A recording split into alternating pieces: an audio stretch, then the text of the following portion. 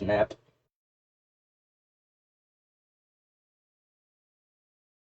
Oh my God, it's that time again. It's about that time, It's yeah. about that time. It's about that time. Yeah, Oh my God, it's about that time. Look at us. Look at the bald spot on the back of my head. Go ahead and get her done. Damn, look, You are need you a looking hat? at that thing? You need a hat That for thing that? is amazing. Oh my Do you God. need a hat for that? I don't know. We might just have to sit here the whole episode and talk about that bald spot on the back of. I see a fuzzy Woody hat up there. No, no, I'm okay. Okay. I'm just teasing. I'm just teasing. Hello, everybody. Welcome to the show about not putting on a show. Yeah. Makes it easier if I keep telling myself that, because then there. How bad can I screw it up if I'm just supposed to be me? Yeah. I'm just a wild and crazy guy. Well, did I hold myself back a lot? People are like, "Oh my God, you are so outgoing. You are like the biggest extrovert I've ever met." Those of you who don't know, I suffer actually from some pretty severe social anxiety. For years I've blamed it on the idea that I'm an empath. I feel everybody and it's draining and blah blah blah blah blah blah. It doesn't matter what the reason is. It reminds me to stay humble and stop talking. Because I'm like, there's no way anybody wants to listen to me. It just, I have tried to explain to people along the way that I appreciate how charismatic you think I am. There are times when only I like to listen to me. Like, There are times when I like to hear myself talk, and then other times when people want me to talk more. I'm like, I don't want to hear my voice anymore. I don't want to like not. my story is, You know? no, I have to get over it every time. It's like public speaking. Right. That, no, even in like, so we used to do fires last year. Yeah. We're getting ready to do fires again this year. Those of you in the Columbus area will start April or May. I'm gonna commit to. A lot of it depends on weather, and a lot of it is I gotta get my backyard back together.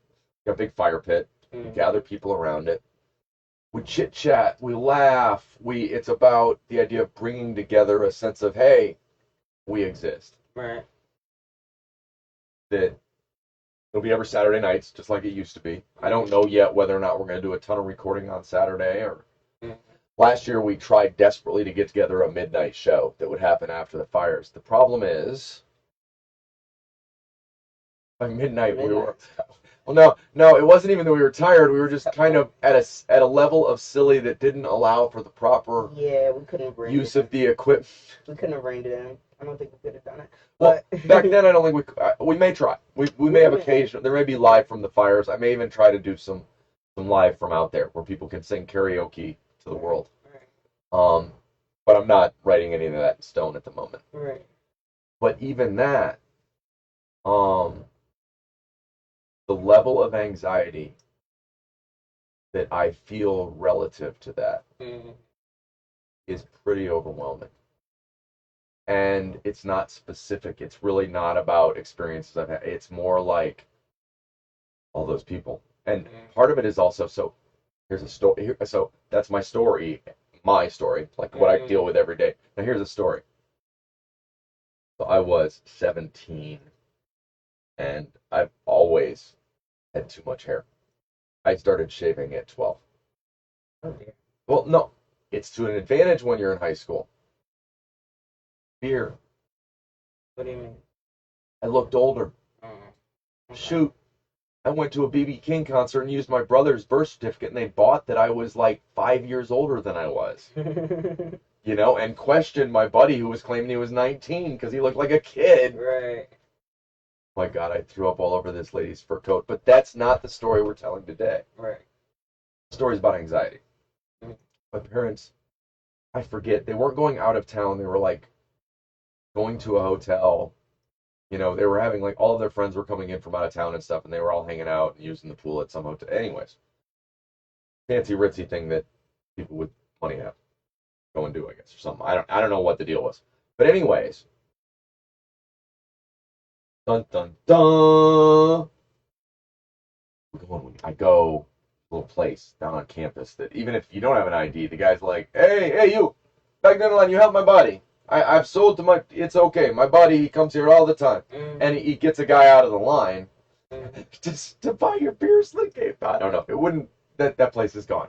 But, so I bought some cases of beer, a bunch of wine. Yeah, I got a bunch of alcohol. Low-grade alcohol. We're kids. I mean, this is 17. It wasn't like, hey, man, where's the vodka? Oh, it was. And so I tried to throw a party. Right. I invited people to my home even. Right. Here's the best part. My father even comes back to get my mom. She forgot her medicine or something. I forget what it was. Looks around, sees me and my two buddies, the stack of alcohol, and goes, I really don't care, but the house better look the same when I get home. Right. That was my dad. That it was just one of those, okay, don't go anywhere. Yeah. I'd rather have you do this stupid thing here. No one. No one. No one. No one. The one time I went to a high school party, when we showed up, the guy looked at my friend and said, why did you bring him? I never went to a party when I was in high school. I think I've hung out with friends, like, multiple times, but I've never, I've never gone to, like, a party where it was, like, teens hanging out. And well, you have now. You went to a college party this summer. I went to a that's college different. party. Yeah, but that's more anonymous. That's not. Yeah, it's more like your friend invites you to a party and you guys go have fun for a little bit. You don't really know most of the people there, or like both me and him. Like someone invited him, so he invited me so that he wouldn't be uncomfortable. And then what ended up happening was I partied really hard. And he stuck to the wall. So I tried to pull him in, but he was uncomfortable with it. So it was what it was. You know, I had fun. I told him, hey, if you ever want to go to a party again, bro, like I'm down. Like I'll be there with you. I'll even stick to the wall if you want me to. I'll be there I'll find us ladies that are together standing on the wall because right? There's always ladies on the wall. There's always ladies. I am telling you what. There's always if you want to learn how to get the ladies, see them, notice them, read their body language, go over and be a gentleman. Be like, you know, I'm having trouble. Do you want to? I'm on the wall. I know you're on the wall. Do you want to? I know we both want to get out there, but we're afraid. Right. I'm not trying to get something started here necessarily. I think you're really pretty, but you want to get off the wall with me? I wouldn't use that's a line and a half. No, that's a line. I don't know about that many words, but yes, I like that. If you just walked up and said, I see you used to me. You want to try and get off the wall with me? I think girls being on the wall is the real reason why Pink Floyd titled their album The Wall. That is the title one. Isn't that the album? No. It is called The Wall. No, that's the name of the but it's about building the wall. No, I know it's different. I know there's a different reason. I was just joking. I agree with that, though. Yeah. So that's my story. As much as you see me planning all of this, as much as you go, oh, there's the other side, though. There are enough people saying I don't do anything, too. There are a bunch of those. But, as much as you see me go, okay, I got to plan this. We got to do this social aspect, and what I got to do is reach out more to these people, and I've got to talk to those people. And I've always. Oh my God, that just overwhelms you a little bit. Well, I place a lot of expectations that other people probably don't have on them. That I go not like their expectations of me, right? Which are really coming from me. But I don't want to get lost in that. But that's what I. Yeah, no, I don't want people to think it's all easy.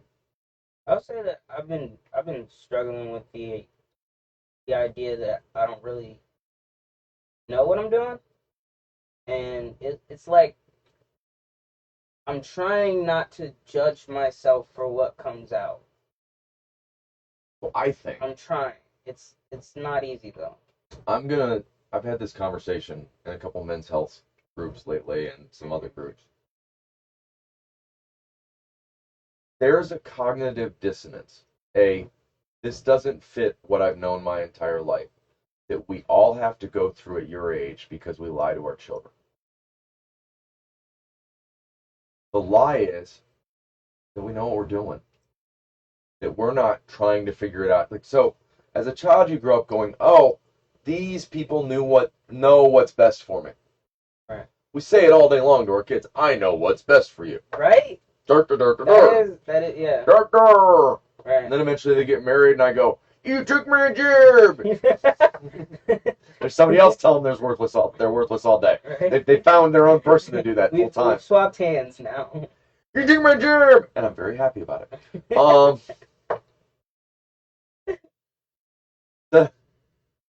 The reality is that no matter who you think you know, oh my God, iconic, up here, oh, they're so amazing. Kanye, I love you. No, that's a little strong. They're people. They're actually humans just like you. You have the options every day and can make. And I digress. The point is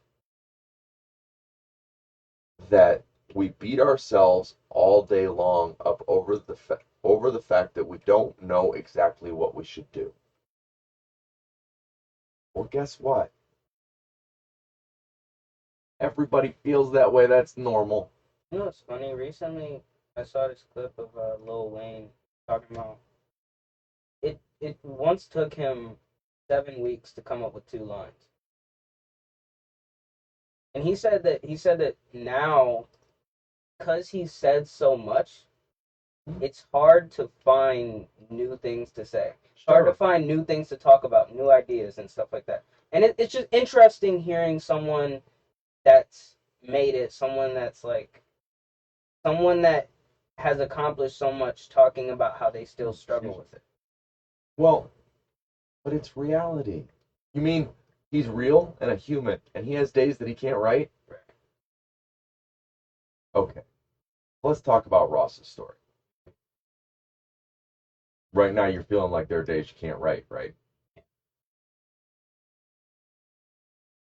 And you're beating yourself up over it, though. Mm-hmm. Lil Wayne, what did you just say? 7 weeks to come up with 2 lines, I think. I think that's what he said. I'm paraphrasing. I really want a country performer now called Lil Willie. You know what? Willie Nelson and Lil Wayne. On a collab album, Lil Willie. Oh. See, I am in love with the idea. I really want Willie Nelson to do a hip-hop album so friggin' bad. And don't get me wrong, what I wanted to do is country versions of hip-hop songs. You know, I was born the son of Biver, brother of Man. No, I just imagine Lil Wayne doing, Willie Nelson doing the Millie thing. I'm Millie. And then Lil Wayne coming in rapping on the Millie. Right? Millie, I say. It's not easy living in the country today. I will say there's a lot to the idea that I have an easier time getting stuff out when I'm not thinking about it. Because okay, I have a question. Who else can be in your way? Me. When I was a kid, I used to walk around giving speeches. No one was listening. He still does, and no one is listening. Trust me, no one was listening. But like literally, You've come a long way. I could encounter. There's a person listening.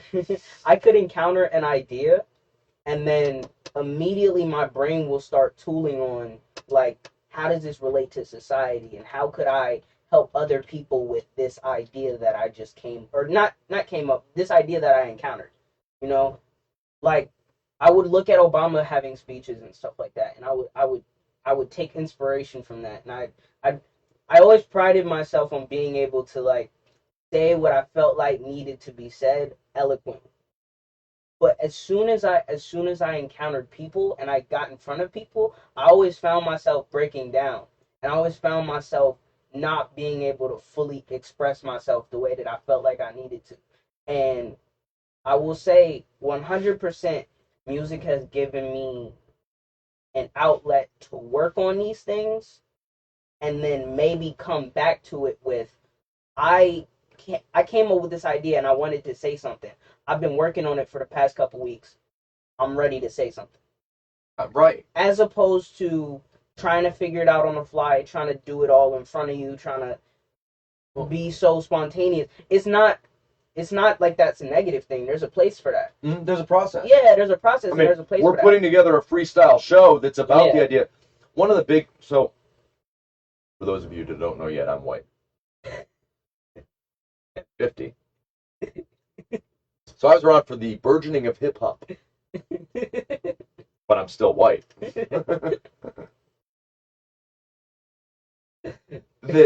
So being involved with the process, because I don't know if you know this, Ross is black. And he's much younger. So the whole process involved in making beats and making music and making rhymes. Rhymes I get. I love words. Around here they call me T-saurus, yo. T for the saurus. Check it. It spells out. Right, check that. Patent pending or something. When I'm out there in the rap is world. Saurus a word? Thesaurus. It's the word to find words. No, I'm saying the second word. Is Saurus a word? No, it's the idea like a dinosaur. Oh, okay. I'm the T-saurus. T-saurus Rex, yo. Okay. Bringing the words to the game. Don't letting you fall where you think you might be lame. When you're empty of words, I bring you no shame. Oh, but short arms. T-saurus. But, so one of the shows we're kind of working on, the idea of a show, this thing that, so every time I noodle in my head, I just want to show more. That there's this amazing process. So, Ross, we also have some beautiful friends, Seth and Maya, sometimes brothers and sisters of Seth's come in, and they play with the music. That a beautiful part of the creative process that you don't see with modern hip hop is a thing that is such a major part of it, but is avoided. It used to, it would be let's get together and jam if you were rock and roll dudes, and there'd be like one singer in the group. What's screwing you guys up is you're all singers. So you're like, well, I can't have a room full of singers. But no, so this amazing thing happens. And we've had this happen multiple times now. So it'll kind of, usually it takes a minute. Everybody, tried that beat, tried this beat. And we're grabbing beats that are free out there on the internet. And then something will happen. Usually it's you guys get silly. Exactly. Usually you put down the sword for a minute and you're like, let's just do something stupid. Let's rap to SpongeBob SquarePants. Right. And I'm not making that up. Pretty much. We did. There was a SpongeBob day. But, and then there's a thing that happens after where you guys will return to the other bit. Mm-hmm. And man, it just flows. Mm-hmm. So what I want to show, and this would be just a straight podcast, listen to this on your way in, laugh, listen to some music. It's kind of like listening to a morning show, but the music's random. You have no idea where. It's like the ultimate ride to work because you're involved. Like, how they always talk about stupid crap on the morning radio? Mm-hmm. Well, who cares? My app is already keeping track of the traffic. I got a thing over here telling me when to turn left and when to scratch my, and whatever. So, but if you had a podcast that was filled with this amazing energy, lots of music you've never heard before or will ever hear again. Because, man, it's 586B, the basement, and it's random. It goes places you don't expect it to go. There's so much laughter. It's silly. It's fun to engage creatively with your friends. I don't care what you're doing it as. I don't care if you're jamming with your buddies with some bongos or I don't know why bongos came. Jamming on the bongos, brother. Traditionally jamming more like this, but no, man, I'm jamming on the bongos. Man, I'm thumping the bass, you know? You know, man? I'm thumping the bass, man. That's from the movie. I steal from everything. Everything is stolen. This is what I have to say to you. That's what I want to share. That when I think of your story and what you bring is you're battling with the self-doubt that we all deal with, especially at your age. Because at your age, you're coming to terms with, oh, so not only is nobody going to tell me what to do, but I don't have a clue.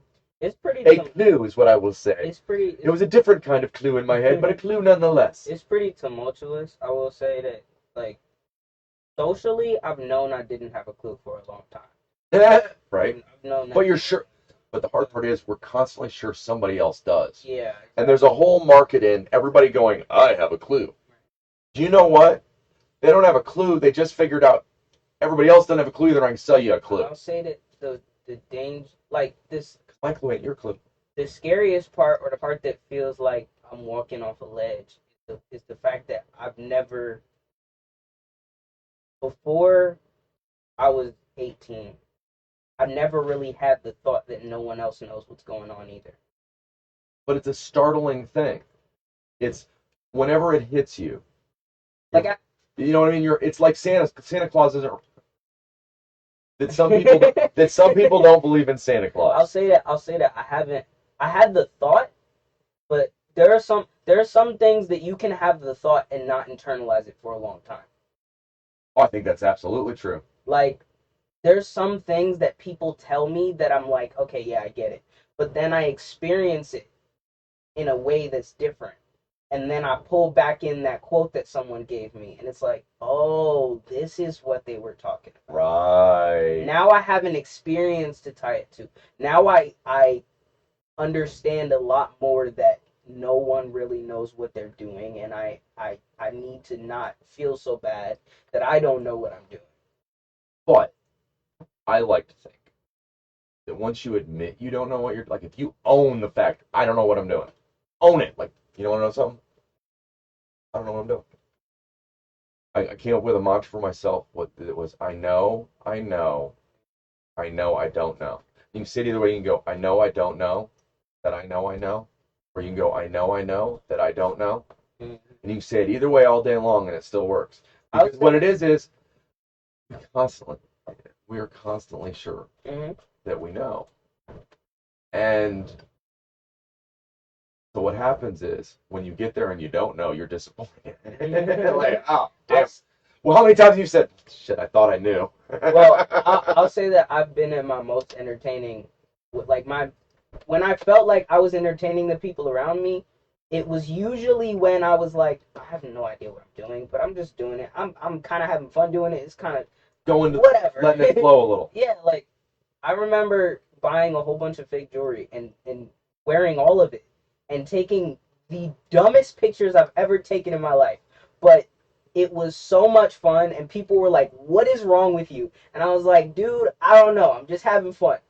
Like, and people seemed to enjoy it, and people seemed to enjoy that I was enjoying myself. And that's my very point. So what I want to bring with the show, you watched in this show Ross go from lower to excited. That one of the things that happens, especially on the days you guys are doing music like that, is sometimes you'll enter at this level, right, and it'll bring you up. Right. I've also seen you come in up and have it like end where you didn't expect it to. Yeah.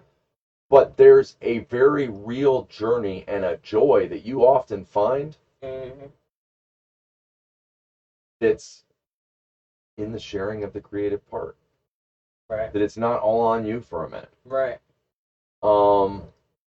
I think that's infectious. I think showing people that working together with other people is a reward in and of itself. You know? I think so too. I definitely think so. I think it's I think it adds amazing things to the creative process. I haven't figured out yet how to make a show out of painting. Mm. Shouts to Bob. I will say I gotta I'm gonna. What you do is right over here. You can see it there. I know you. See that line I made. Just look. Take the brush. Happy little tree. See happy little trees wherever you want to be.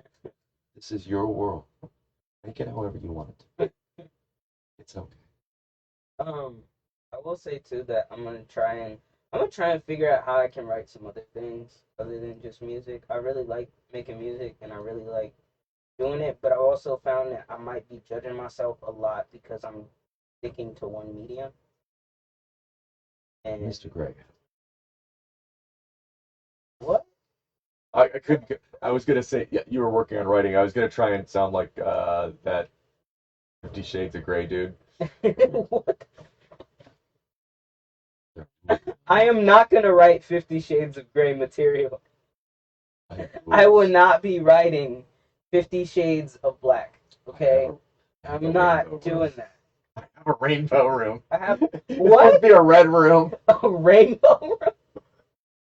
I don't want to know what happens in the rainbow room. I'm good. I don't want the description. What if he I don't said, want the description. I have a sparkles room. Just for. Yeah, I know sparkles. What are you talking about, man? Like you got a room with sparkles? Well, I think it was like his Doesn't make sense. It was okay, but I have a red leather room. You're right. That doesn't make sense either. With sparkles? Can I get sparkles on my red leather room, please? I would like sparkles and perhaps a chandelier. So you want to write other stuff? What else do you want to write? I'm gonna try and like limericks. I'm gonna try and write some poetry. I'm gonna try and write some speeches. I'm gonna try and write like. There was a man from Nantucket. That's as far as I've got. Right. I'm gonna try and write some jokes. I'm gonna try and write some type of book thing. I'm gonna try and figure that out. But I'm gonna try and figure out ways that I can like organize my thought processes.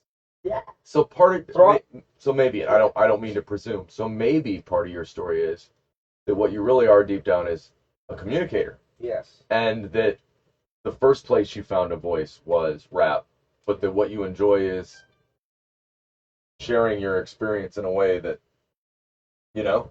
Well, if I had to pick a celebrity to talk to, I'd probably pick Childish Gambino. Childish Gambino. I would love to talk to Childish Gambino. I would love to talk to Donald Glover. He's an amazing. He just seems like an amazing guy. I apologize. Yeah. I don't want to presume. Yeah. You could be a real dick, Donald. I don't know. I mean, I really don't know you. I liked.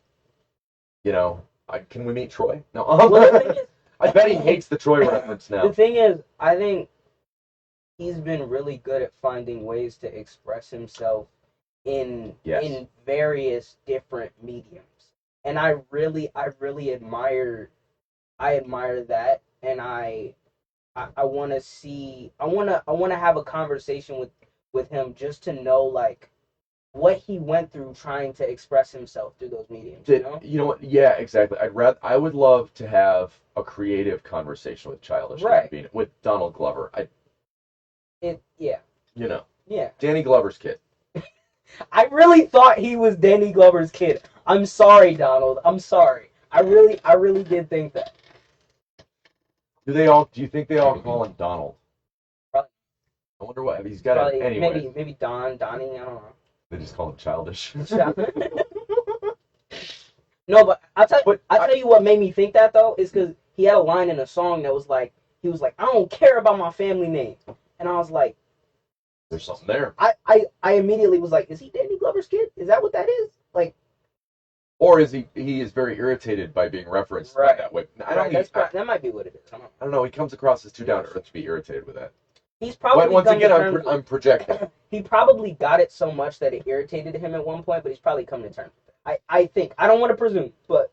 And the reason we're talking about Donald Glover is because in the world of what he's done over and over again is found ways to get his stories out. Yes. That, you know what, I mean, you look all the way back at 30 Rock, working with, say her name. Tina Fey. Tina Fey. God, I love Tina Fey.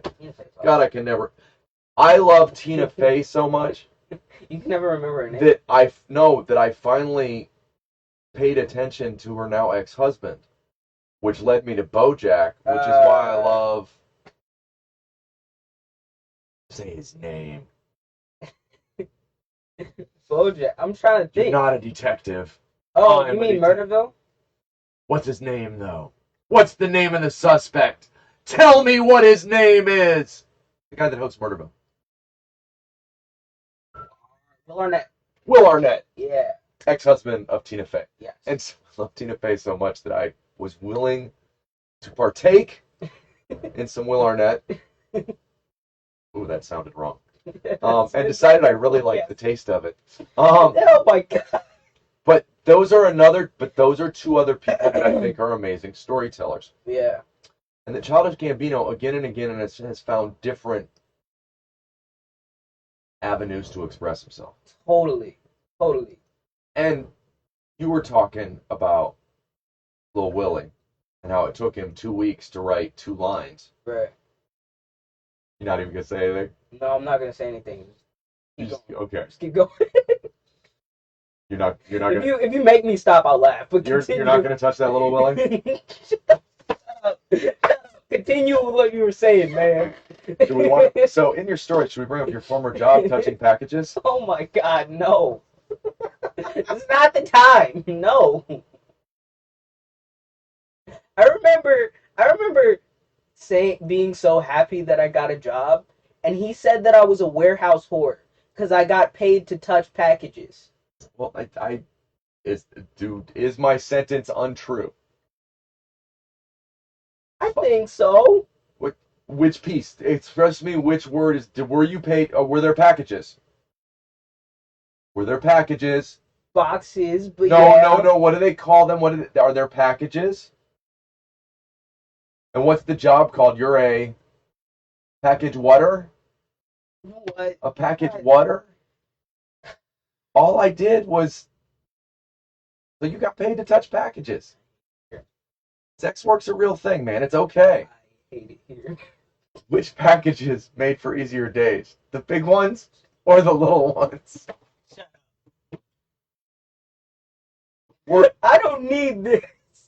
Where you were? Was there a union of package handlers? Oh, and how exactly does that test go? What's that initiation like? Oh my god. The coolest part is that the reality is stories. That however you're expressed. So I have friends that are painters. We have friends that are musicians, but there's no words. Right. And if today you can't express it this way and it comes out another way, that's okay. That we're made. We're creatives, humans, people. We like to. Right. It's part of who we are, but it's part of how we become stronger. We kind of got to respect that all of us see it a little different. Mm-hmm. Man, that's where cool answers come from. Mm-hmm. You know. I always thought there was a lot of value in handling packages. Here. You see me on the news. Who's on first? If you see me on the news. Okay. Oh, he doesn't hate me that much. I love you, bro. I love you too. No matter what you do with that package, bro, I'm here for you. Shut up. I ain't question it. Oh my god. I didn't mean to bring up your past, man. Okay, I'm going to tell everybody that when he was handling packages, he didn't last very long. Oh my shit. Anyways. I was trying to fix it.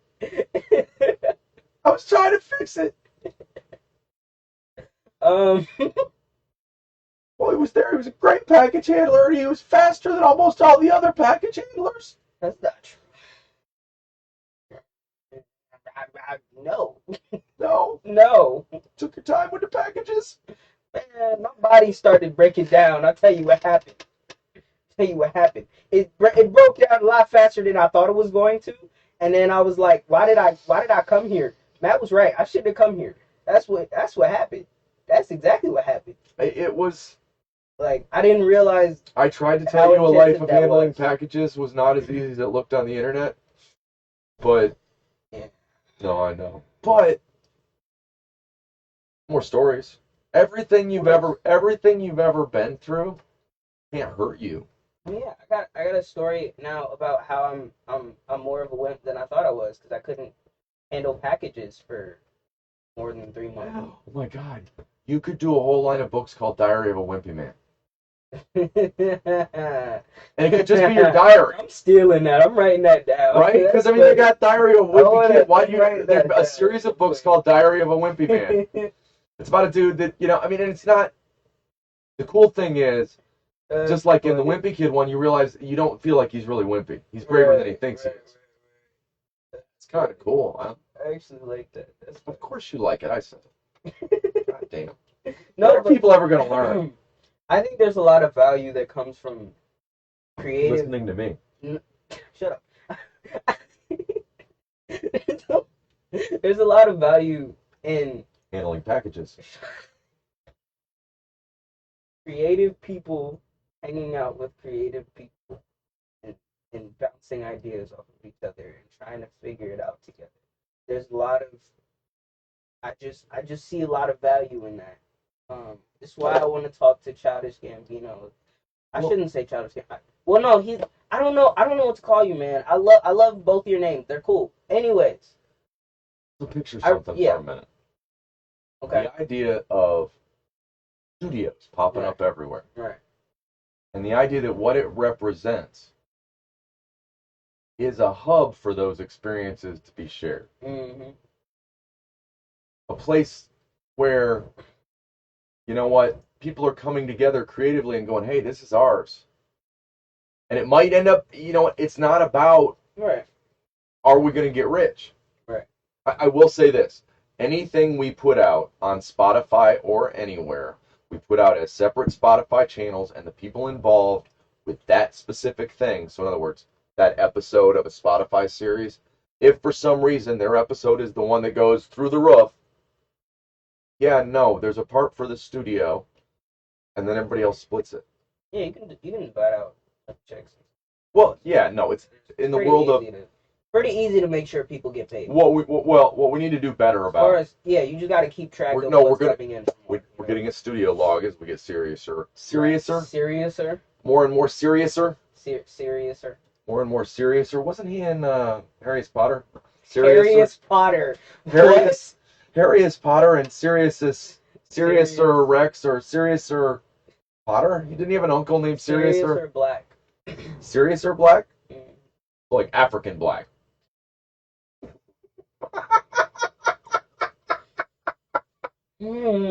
Please don't cancel me along with this, man. No. I'm joking. Wait a minute. Joke. I know you were joking, and I was joking. Let's be honest. I'm sorry. American black man, African black man. Who's blacker? Blacker. I don't mean color. I mean who's... I don't think it's a value. You've never heard that before? Figure that out. No. Okay, I was stealing from... No, I've heard it. I've heard it before. I also think that it's cap. I don't believe in that. No, that's stupid. Yeah, I can understand how an American would say that. I'm just... I mean... Stop. I will say I 100% have this opinion because of my family's Caribbean. Part of my family's Caribbean. And they like to... I have a family member that likes to say black people don't work hard and stuff like that, and it's really it really pisses me off. Oh, he tries to segregate between... Yeah, and I'm like, dude... So now we have... I'm so like, North American, I'm just as black as you.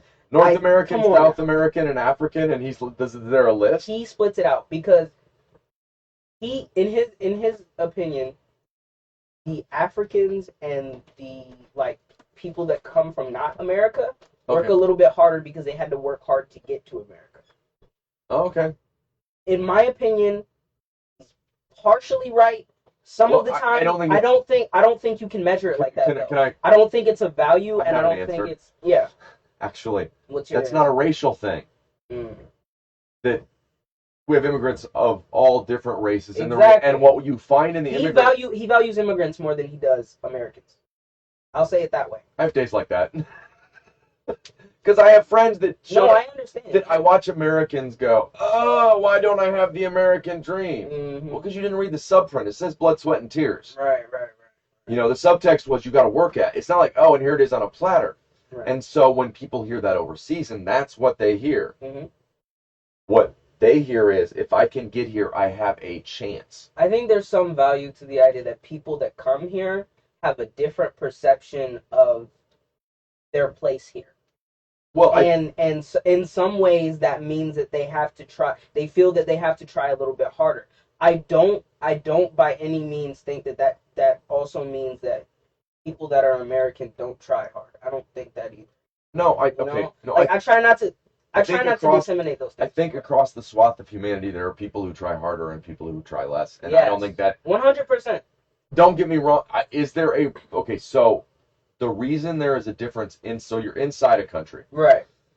There's already a weeding out process. Right. So the people here that are not gonna I don't want to say somebody doesn't want to work real hard. The people that want to be here, the people that actually got here had to do a lot of stuff to get here. Okay, so you've already made them that group of people. I get what you're saying. Yes. Now, is there an equal number of those people here? Absolutely. Right. But is there a higher percentage of non-imported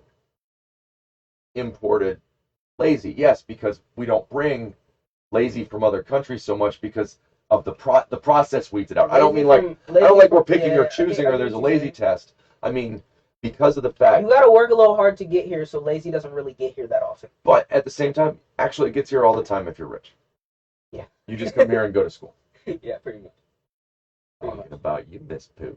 How's college going? My thoughts are that in the end, I end up feeling like all people are relatively similar, and I want to look for people that want to get out their story and want to get out how they feel and what's going on in their head.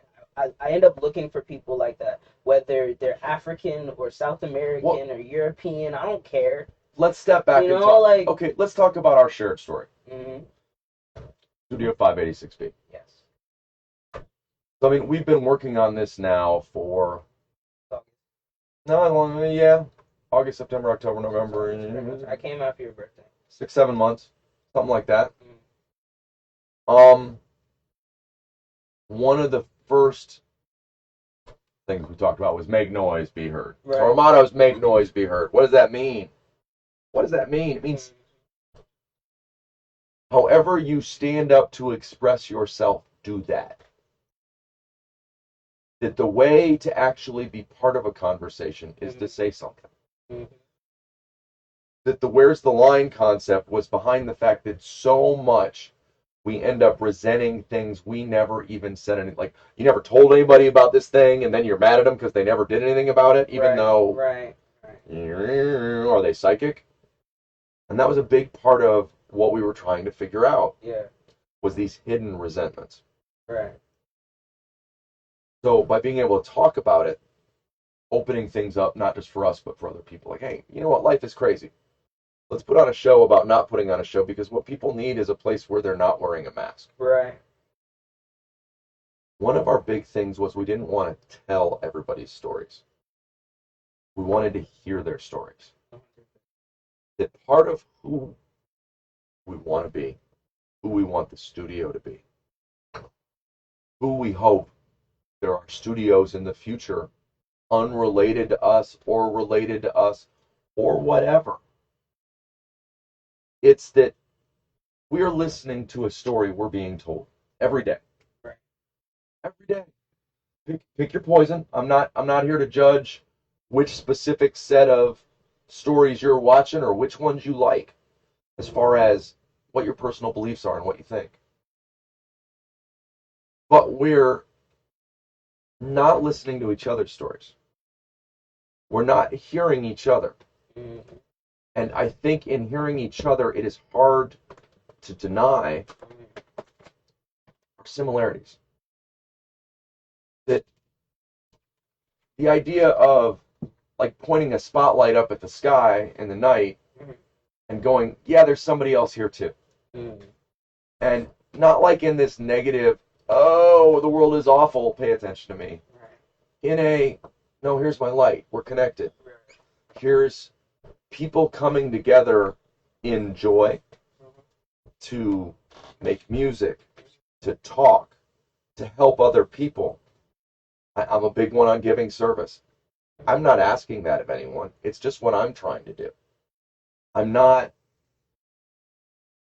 doing anything but trying to share my experiences in a way that I get to be me and feel safe and okay being who I am. And you get to be you. And not only that, but the people we bring in, the people we talk to out there, the people who see us out there. There should be spaces. I think we've hit all the notes we want to hit, but I do want to do a quick little story. No, absolutely. I want to hear it. So earlier I was scrolling through YouTube and I found they were talking about this word Kafka-esque. Mm-hmm. They were talking about Franz Kafka and his life and his stories and stuff like that. And it was interesting because I feel like this video was exactly what I needed at the time. They were talking about his stories. I've only read one, which was Metamorphosis. Amazing, by the way. And what they were talking about was the fact that all of his characters seem to have this hopelessness where they're met with this inescapable reality that they can't change, they can't do anything about. They're met with this hopelessness, but they keep trying. So what I end up feeling like is I want to keep trying to tell my story, and I want other people to tell their story. So I don't want to stop trying to help people tell their story. I want to keep doing that. Right. I love that. That ends up feeling very, very valuable to me. And so I'm going to tell everybody, one of the things coming, other people's stories. Yes. There's You won't have to hear our voices though. Well, there are some commitments that are causing us to kind of go like this with the studio schedule, but what we're going to be able to do is hopefully some longer form putting together what will be podcasts for Spotify that are about hearing people's stories. Hearing not only their triumphs, but their battles. And some battles we lose and some battles we win, and we want to kind of share that experience as well. So we got stories coming, we got basements coming, we got packages coming, we got... He's just gonna nod his head and be like, I ain't talking about no more packages. And what you talking about with them packages? You know what? Great show, brother. Great show. I really enjoyed that. Jolly good show. Jolly good show. Catch us all noon 30ish show clock, Monday through Friday, 12:15 on Facebook Live or YouTube or Spotify. Thank you so much, everybody. Love you.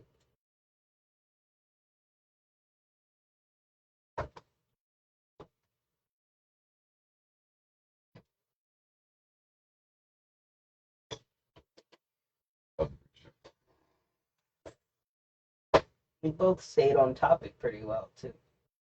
I was trying like so hard because I really wanted to fit that last story in there, but I was trying to figure out a way to make it fit. I was like, ooh, I gotta leave this. But